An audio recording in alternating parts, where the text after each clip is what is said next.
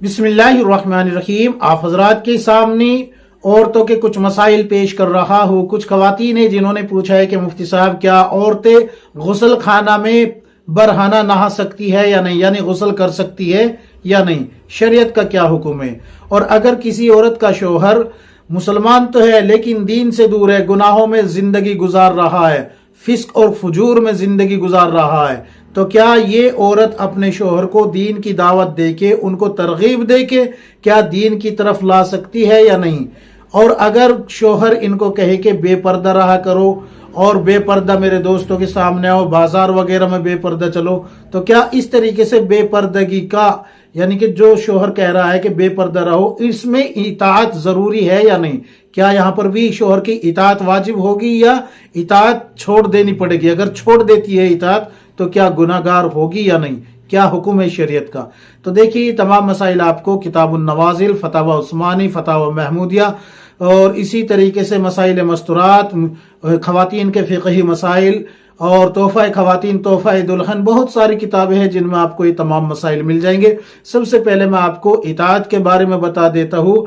जब तक आपका शोहर आपको दीन की तरगीब दे रहा है, दीनदारी की तरफ ला रहा है, तो आपके ऊपर जो है अपने शोहर की इताअत वाजिब है। अगर नहीं इताअत करेगी तो गुनाहगार होगी। और अगर आपका शोहर आपको दीन से दूर करने की और बरहाना या फिर जो है इसी तरीके से बेपर्दा दोस्तों के सामने लाने की या बेपर्दा बाजार में भेजने की या बेपर्दा रहने की तरगीब देता है, तो ये हराम है। और हराम कामों में शोहर की भी इताअत जायज़ नहीं है, माँ बाप की भी इताअत जायज़ नहीं है, भाई बहन की भी इताअत जायज़ नहीं है, बेटे की भी इताअत जायज़ नहीं है, सास ससुर की भी इताअत जायज़ नहीं है। ये मसला समझ लीजिए कि हलाल और नेक कामों में, शरीयत को बढ़ाने वाले कामों में, शरीयत का जो हुक्म है उन कामों में इताअत ज़रूरी है। शरीयत के खिलाफ कामों में किसी की भी इताअत जायज़ नहीं है, हराम है। ये मसला आपका हल हो गया। अब अगर किसी का शोहर फिस्क व फुजूर में मुब्तला है और वो औरत उसको दावत दे के दीन की तरफ लाना चाहती है, तो इसके लिए पहले एक मुख्तसर वाक़या मैं आप हज़रात के सामने पेश करता हूँ ताकि ये समझ में आ जाए कि किस तरीके से औरत हिकमाना अंदाज से जो है अपने शोहर को दीन की तरफ रग़बत दिला सकती है और जायज़ या नाजायज़ का फैसला भी खुद ब खुद वहीं हो जाएगा। हजरत उम्मे हकीम रदी अल्लाह अन्हा, जो कि हजरत इकरमा रदी अल्लाह अन्हु की बीवी है और हजरत इकरमा रदी अल्लाह अन्हु अबू जहल का बेटा है। हजरत इकरमा अबू जहल का बेटा है।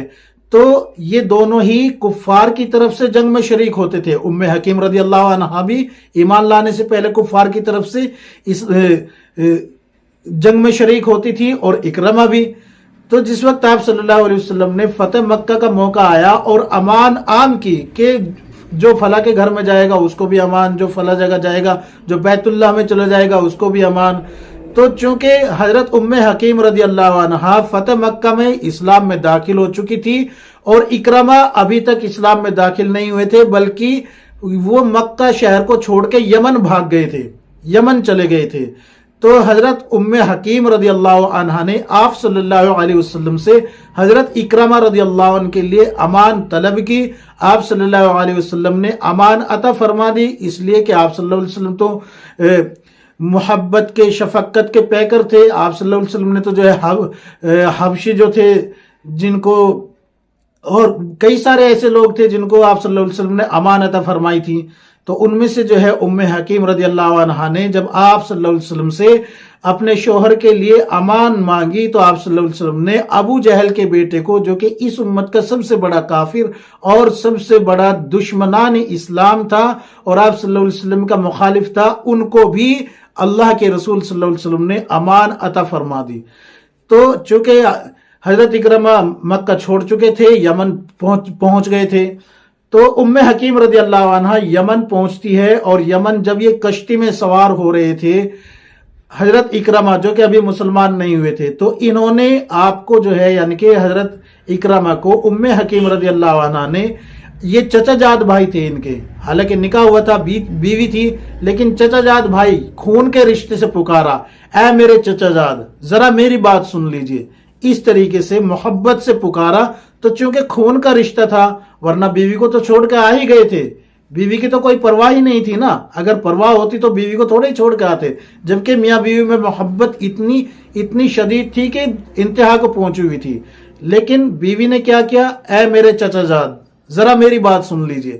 اس طریقے سے کشتی سے اتار لیے اور اتار کے کہا کہ میں نے آپ کے لیے رسول اللہ صلی اللہ علیہ وسلم سے امان لی ہے، آپ میرے ساتھ چلے مکہ میں اور آپ کو امان ملی ہوئی ہے، آپ کو کوئی کچھ نہیں کہے گا، آپ کو کوئی قتل نہیں کرے گا، کوئی سزا آپ کو نہیں ملے گی، اور میں آپ کو اسلام کی دعوت دیتی ہوں. یعنی کہ حکمت سے کام لیا. یہ نہیں کہا کہ چلے میرے ساتھ میں وہاں آپ کو جو ہے یہ کروں گی، بلکہ خون کے رشتے کو مخاطب کیا اور پھر اس کے بعد جو ہے حکمنانہ انداز سے محبت سے لے کے آئی. کہا کہ دیکھیے اگر ہم جو ہے ایمان میں داخل ہو جائیں گے تو ایک تو ہمارا وطن ہے وہ بھی نہیں چھوٹے گا. کئی ساری باتیں انہوں نے بتائی وہاں پر حکمنانہ انداز سے. تو حضرت اکرمہ جو کہ ابھی مسلمان نہیں ہوئے تھے اپنی بیوی کے ساتھ آ جاتے ہیں اور آ کے اسلام میں داخل ہو جاتے ہیں. تو یہ جو ذمہ داری ہے بیوی کی بھی ذمہ داری ہے کہ اگر شوہر دین سے دور ہے تو بیوی کے اوپر واجب ہے کہ شوہر کو دیندار بنائے. اگر اسی حالت میں شوہر کا انتقال ہو جاتا ہے اور بیوی دیندار تھی تو پوچھا جائے گا. کیوں؟ اس لیے کہ اللہ قرآن میں فرماتا ہے کہ تم بہترین امت ہو، تم لوگوں کو نفع رسانی کے لیے نکالے گئے ہو اور تم لوگوں کو نیکی کا حکم کرتے ہو، برائی سے روکتے ہو، ایک اللہ پہ ایمان رکھتے ہو. تو اگر آپ نے نیکی کا حکم نہیں دیا اور برائی سے نہیں روکا تو بہترین امت کا ٹائٹل آپ سے چھین لیا جائے گا. یہ بات سمجھ لیجئے. امتی تو آپ رہیں گے، امتی تو کافر بھی ہے، لیکن ٹائٹل جو آپ کو ملا ہوا ہے نا، کنتم خیر امت اخرجت للناس تأمرون بالمعروف وتنہون عن المنکر وتؤمنون باللہ. تو یہ ٹائٹل بہترین امت کا جو آپ کے پاس ابھی موجود ہے، آپ دعوت دیتی رہے. یاد رکھیں ہدایت دینا اللہ کا کام ہے، دعوت دینا ہمارا کام ہے. اللہ نے قرآن میں ایک مقام پہ یہ بھی فرمایا یا ایھا الذین آمنوا آمنو، اے ایمان والو ایمان لاؤ.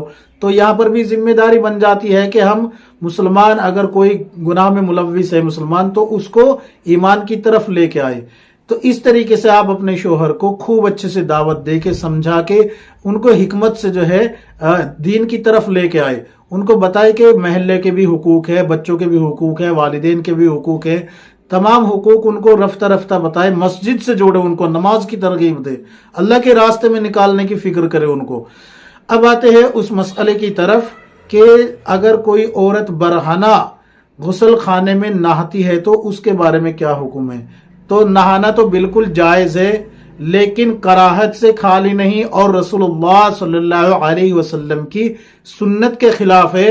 اللہ کے رسول صلی اللہ علیہ وسلم کبھی بھی برہنہ نہیں نہاتے تھے. یہ بات سمجھ لیجئے. اب اس میں آپ کو ایک واقعہ بتاتا ہوں. ایک خاتون جو کہ آپ صلی اللہ علیہ وسلم کی سنتوں کے مطابق زندگی گزار رہی تھی، جتنا کپڑا غسل کرنے کے لیے ضرورت ہوتا ہے اتنا کپڑا اپنے بدن پہ لپیٹ کے غسل خانے میں پہنچتی ہے، اور پہنچنے کے بعد دیکھتی ہے کہ ایک سانپ بیٹھا ہوا ہے. اب جب سانپ بیٹھا ہوا ہے تو سانس رک جانی ہے، ظاہر سی بات ہے، اچھے آدمیوں کے قدم اکھڑ جاتے ہیں. تو اس سانپ کو دیکھ کے وہ خاتون غسل خانے سے باہر بھاگی. جب باہر بھاگی تو ظاہر سی بات ہے باہر تو گھر والے اور بھی افراد موجود تھے.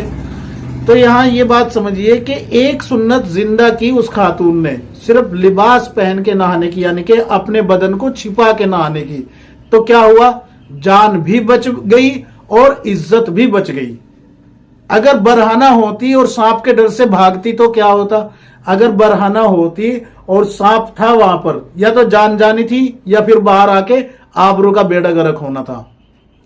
تو اس لیے کرنا کیا ہے کہ آپ جتنا سطر چھپانے کا حکم ہے شریعت میں، یہ غسل کے وقت یعنی کہ گھٹنے سے لے کے اور سینے تک کو ڈھانپ کے عورت کے لیے، تو اتنا بدن چھپا کے نہانا سنت ہے. اگر کوئی برہنہ بھی نہا لیتی ہے تو غسل ہو جائے گا، کیونکہ وہ ایک کمرہ ہے، ایک غسل خانہ جو ہوتا ہے چھت والا ہے، اور اس کو چاروں طرف سے آڑ ہوئی ہے اور کنڈی لگی ہوئی ہے اندر سے.